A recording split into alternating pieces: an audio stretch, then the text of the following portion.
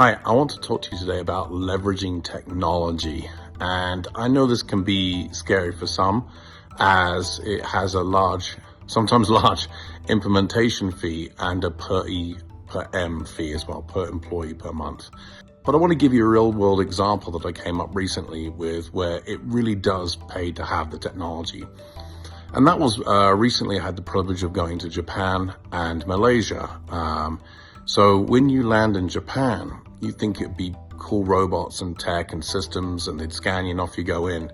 But it's not. It's 2 paper forms that you fill out with a pen. And then once you fill out these 2 paper forms, you head to the immigration area and you're greeted with a massive line, which takes about 1 hour and 45 to 2 hours. Now, the reason it takes so long is not only are there a lot of people, like a lot of other airports, but during the line, as you're going back and forth, they have a couple of people scanning your fingerprints and your passport, which holds up because they have 2 to 3 people doing it for the thousands that go through. And then once you get through that station, you work your way around to another person that checks your first paper form, checks your passport, keeps the first paper form. Then once you've gone through that line, you then work your way even further around to the final immigration officer, who then checks your paper form, scans your passport, asks why you're in Japan, then gives your passport back with the paper form. You then work your way down to the baggage area, get your baggage, and then you're greeted with a customs officer, which then stops you again in another line, and then checks the paper form, scans your passport. So in all, it's just over 2 hours to 2.5 hours to get from a plane out to getting your Uber. Now, if you compare this with Malaysia, where you land in Kuala Lumpur, the QR code is widely put everywhere, including on the planes. They ask you to scan it. You scan the QR code, fill out all the information in under 3-4 minutes. And then when you get off the plane, you walk through to the immigration area where you scan your passport in the machine, the doors open, and it says, "Welcome to Malaysia, Adam." That was it. I think it was 33 minutes in total from the plane to getting into the Uber. And now that is the technology. Now, if you compare that to Japan, you have maybe 14 immigration officers, 2 people scanning your fingers, 1 person collecting one of the forms, and another 7 people collecting the other forms.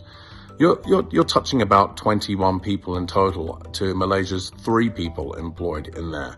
And not only is it about the people there, it's also about the speed. The 2 hours and 20 minutes to the 33 minutes in Kuala Lumpur. Now, I'd like to put this back to HR. Obviously, we're an HR firm. Now, if you look at the payroll and HR systems, you can look at how this can really make it more efficient by speeding up payroll, speeding up the processing.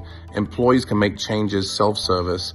And then also, if you look at the HRIS system, they can change things like PTO, where they live. There's a lot of self-service functions, and it takes care of about 95% of the day-to-day tasks of interaction with employees, of the basic admin tasks.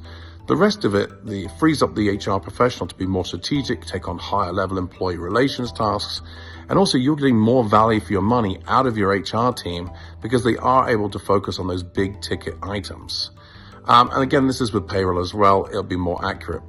But also when you're thinking about the system, also think of your legality and compliance.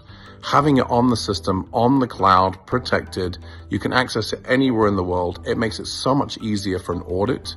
And also the chances of you losing anything are highly unlikely because of backups.